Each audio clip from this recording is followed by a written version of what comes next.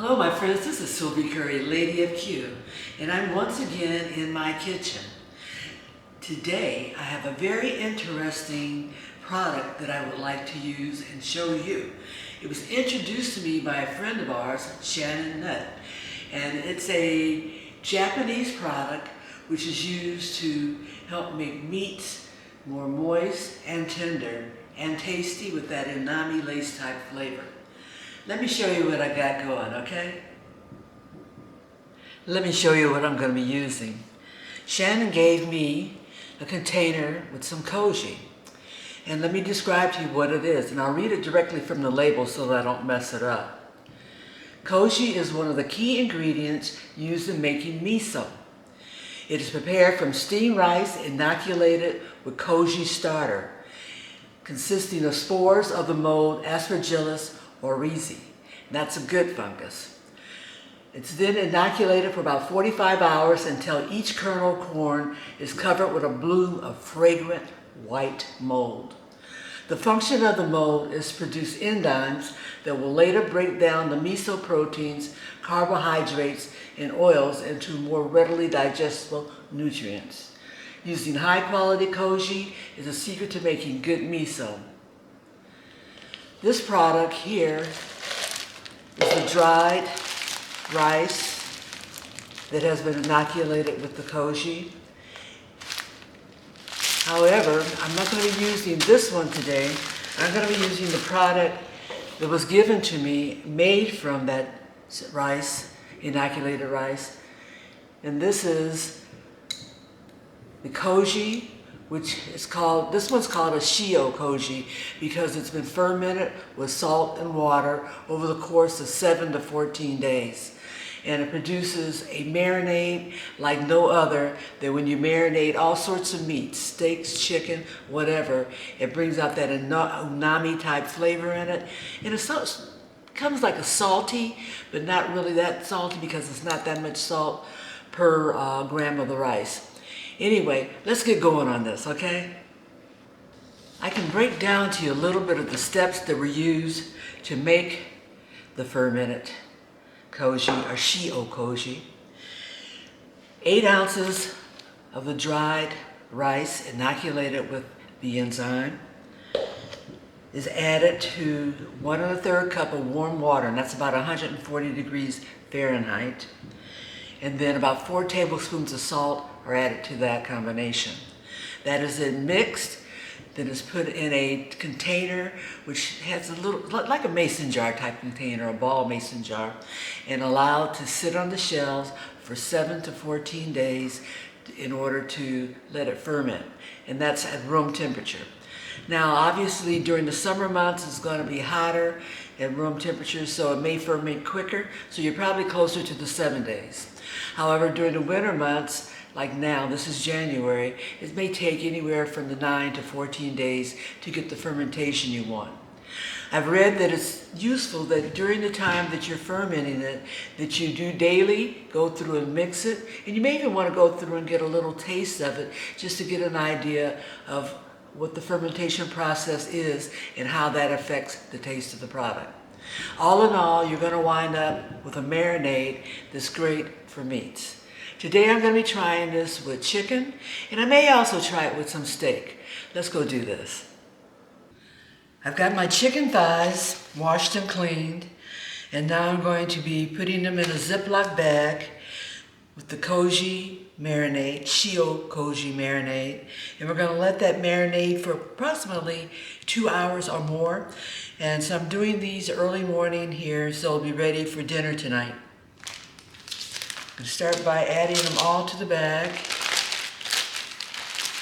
And that's just to get them all in there in place so that I can apply the marinade to them. These I'm doing skin on.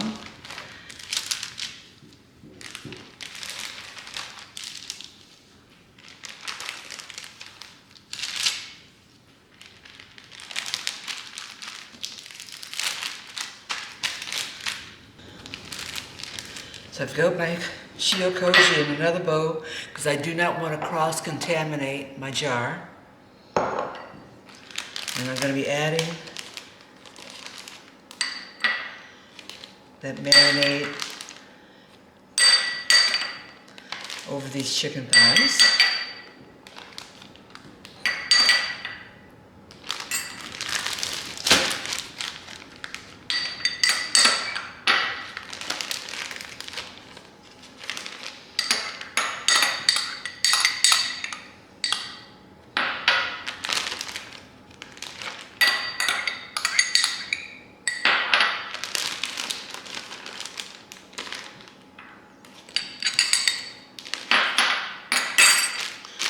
I'm going to try to get as much air out of this bag as possible. And then I'm going to rub that marinade into this meat.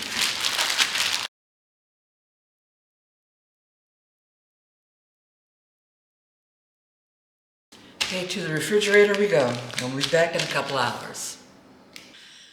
The Shio-Koji chicken has been marinating in the refrigerator, and it's been about 4 hours. And what I'm going to do now, and this is the part where some people wash them off. Some people just leave the Shio-Koji on there, and some people just wipe them off. I'm going to go in between, and I'm going to wipe these. And that's just to make the appearance look a little better. In addition, to help keeping it from charring so much, because what's happening during this process is that a lot of sugars have developed, and the tendency is for it to caramelize or burn. So I'm just going to wipe it and get some of that off. And it won't be all of it, it'll just be the top surface. See, this is a view of what it looks like after that time marinating. And I'll do these, and we will be back. This is my setup. I've got my chicken, which has been wiped off.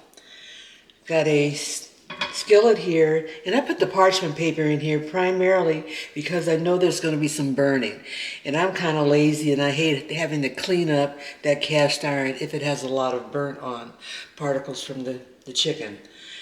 In addition, I've got 2 tablespoons of rice wine, and I'm going to be using that to deglaze towards the end and to steam during the last parts of cooking.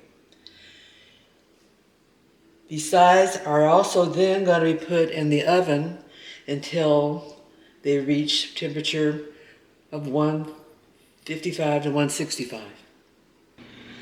I've got a medium fire going, and I've heated it up a little bit. There's canola oil in there. And we'll start by laying out these thighs skin side down.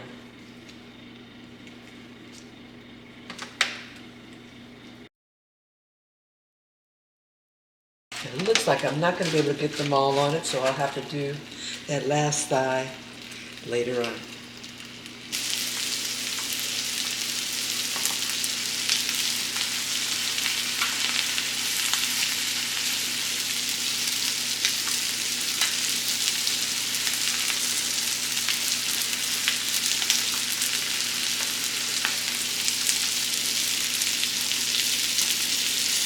You can see that after just a couple of minutes, we've got some caramelization going on there. So I'm just going to turn these over and cook the other side.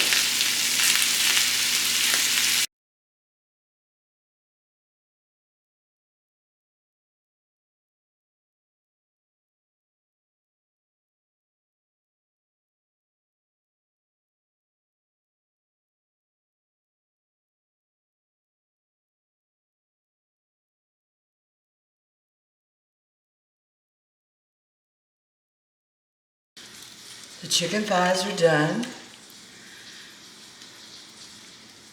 and I'm going to transfer them to a half pan.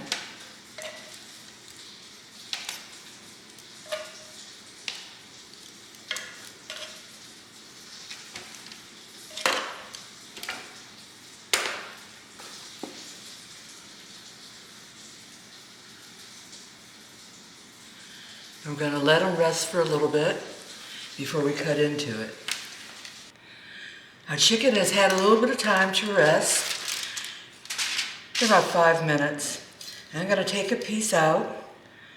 And we're going to cut into it and see what we have.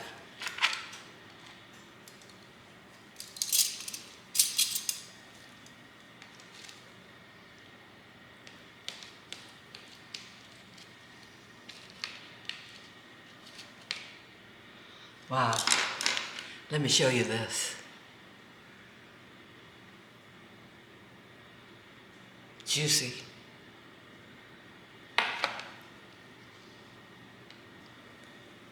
Look at those juices. Can't do that cut without doing a taste. Let's see what it tastes like.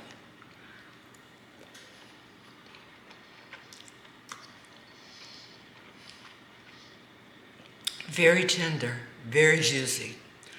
I may need to add a little bit more salt to it, but other than that, we're doing good. There you have it.